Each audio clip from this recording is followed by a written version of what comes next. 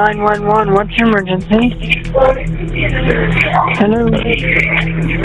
There's some guy on my front porch, and he won't leave, and he's got his hands behind his back, and he won't answer me on the ring. Okay. But he left me a voicemail on my phone last night. Where are you at? What's your address? You said... He's trying to lock. I'm sorry, he's trying the door. Dad. No, don't answer the dad. You're off my porch. Dad, no! Oh my God, can you please hurry? Okay. Do you know who he is? Hello? Ma'am? Wait, we have guns. 43.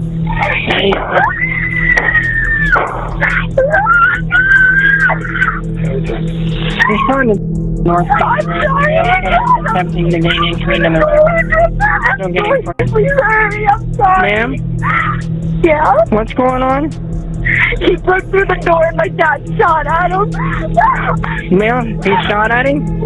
Yes, Do we know where he is? No. Where is This he? information.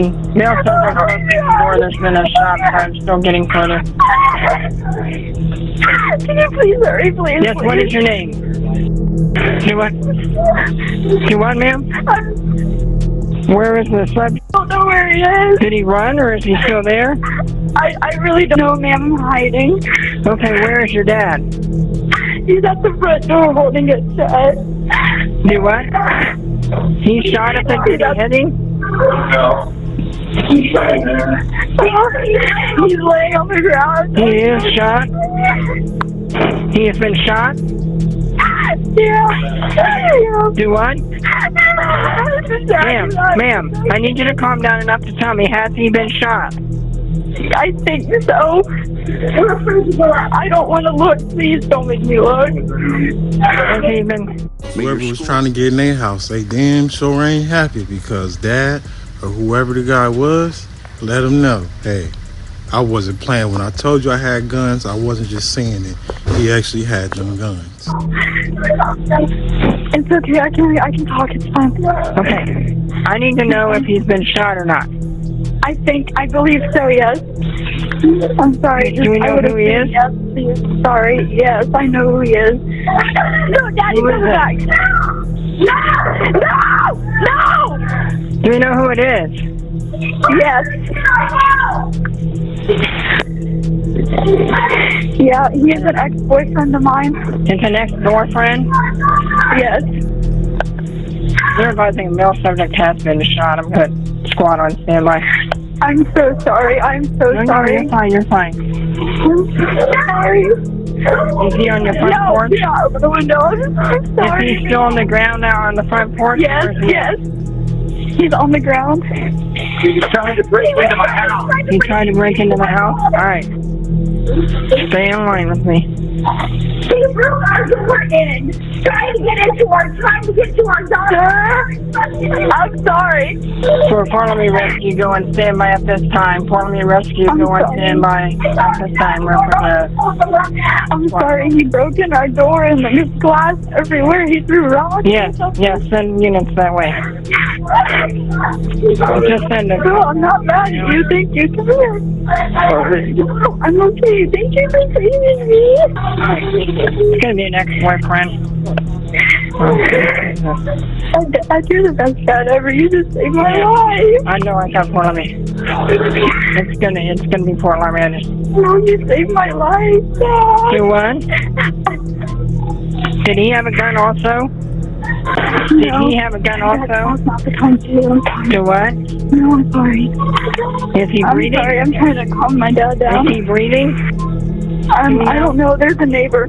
There's a neighbor out there checking on him. I don't know. I'm sorry. Could you please hurry, guys? Yes, I've got units headed your way, ma'am. Okay, I'm sorry. Just calm down. Calm down. I'm still getting further. Alright, I'm getting units headed your way. Okay, do we know who this male subject is? Yes, I know his name and everything. What is his name? James Rail. James Rail? And it's an ex-boyfriend? Yes, ma'am. 43. Is he still on the front porch? He's in the driveway, actually, in front of our cars. Mills suspect is down on the ground on their driveway. And there are 2 neighbors outside of my yard checking on him. So, Affirmative. Dad, you just saved my life. You really don't even know. You really did. Yes, sir.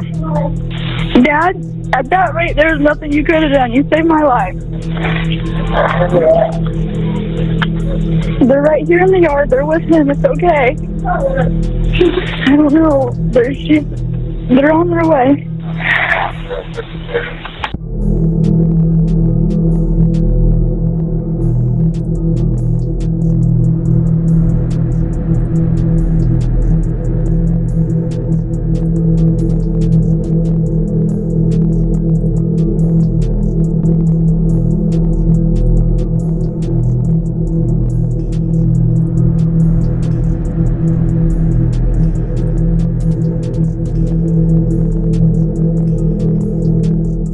Man, that was crazy. Ex-boyfriend breaking a house, trying to get to his ex-girl, you know what I'm saying? And then he gets shot by the dad. Now, this is where people who is against guns see why guns is not the problem, because in this situation, if Pops didn't have his gun, who knows how this would have turned out. He's a 50-year-old guy wrestling a 20-year-old, you know. Experience sometimes don't always win, but with his legal firearm, he was able to protect his family. And you know, and the stuff we deal with nowadays is these kids, people having mental breakdowns. Them the ones that don't need to have guns. So when they talk about gun rights and stuff, see, this is a good situation to show why guns isn't the problem. It's the people and how these kids is getting the guns. And yes, when I say people, I mean the people who mentally want to do bodily harm. People who going through whatever they're going through and harm themselves by suicide and other stuff, you know, by taking people out, wanting to be killed. You know what I'm saying? We watch enough to know and hear about what's going on in this world to know the guns isn't the issue. People can make weapons out of anything.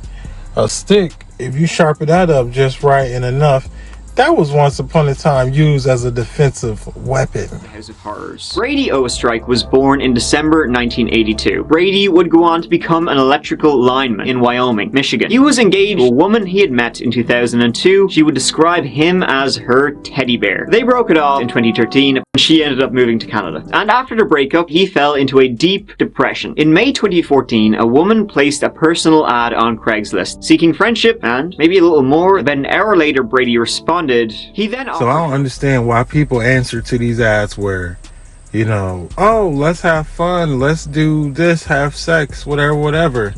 You know what I'm saying? Like, that's just giving yourself away to somebody. And then this lunatic had you get into a suitcase because you thought it was kinky, sprayed some shit, and now you a motherfucking chained and tied up and all this other shit. He then offered her a place to live as she wanted to move, and he drove over to her place. He asked her if she wanted to get into a suitcase. She thought this was kinky as all hell, and agreed to. He stopped the car and opened the suitcase and sprayed something in, presumably drugs. Then when they both got back to his house, he read out the chains, the cage. He got her to be his sex slave, clean his apartment, and more or less do whatever he wanted, while she had a metal chain around her neck attached to the floor. It would continue until about the end of June when she escaped. He beat the bejesus out of her. She ended up going to the police about it. She did want the police to know was that there was children's books and sippy cups in his home. Brady did not have any kids. Concerning. 2nd of July 2014, 18-year-old Brooke Slocum made a post. I need $50 by 3:30 p.m. today. Everyone has bronchitis at my house and I do not want to get sick. I'm 8 months pregnant and my lungs are all squished as is. Brooke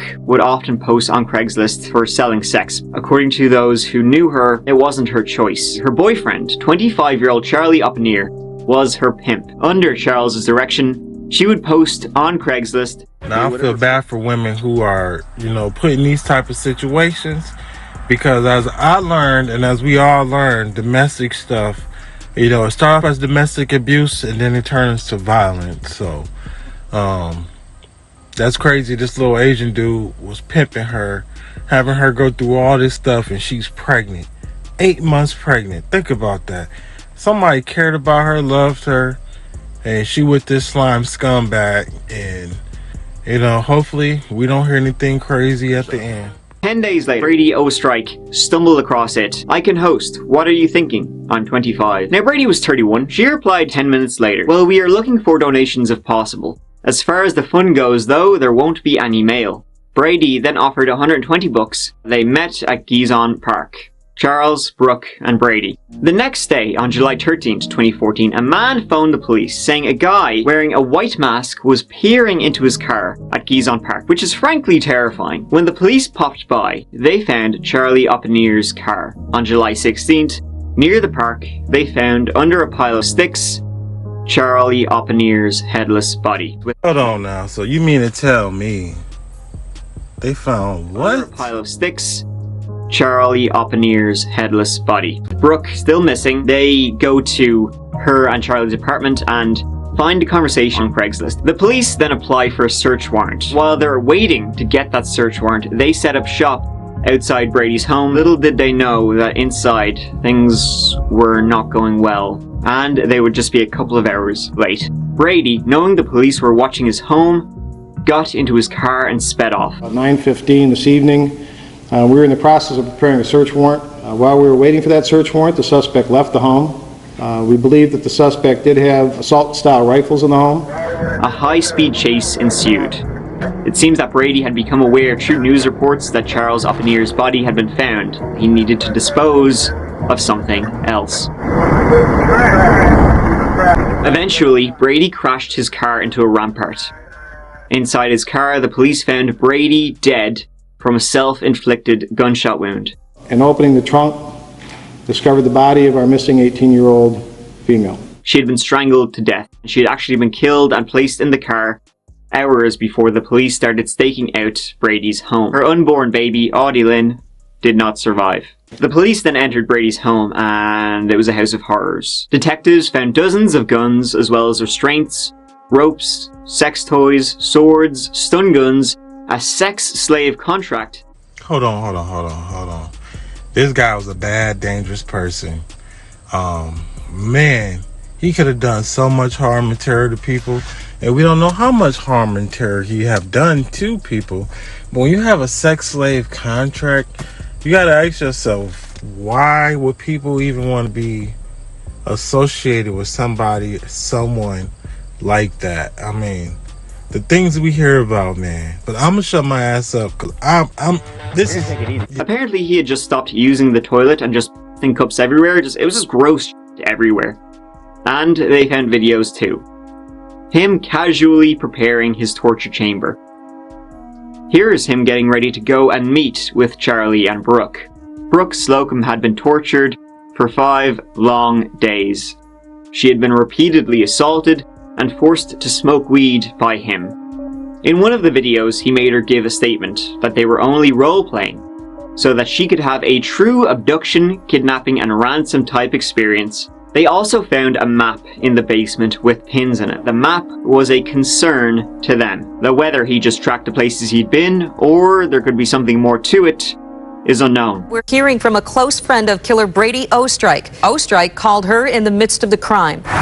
He called with the normal, hey Chica, how you doing? It's possible that by then he had already killed Charles Oppenier and was holding Oppenier's pregnant girlfriend Brooke Slocum in his Wyoming home. His actions and attitude over the phone were no different than normal. Brady was actually supposed to fly to Vegas to meet another woman he had met on a fetish site. He actually just cancelled though the day before, so she dodged a bullet. Brady didn't. 5 years later, in 2019, the skull of Charles Oppenier was finally found, about a 30-minute drive away on a remote farm. It seems like Charles was shot in the head before having the head removed. Described by the local police chief as pure evil from start to finish. Police have continued to investigate whether or not Brady is connected to any other crimes from social media sites. Thank you so much for watching. I really appreciate you. I will see you as always real soon in the next video. First, I want to say, man, that lady been through it.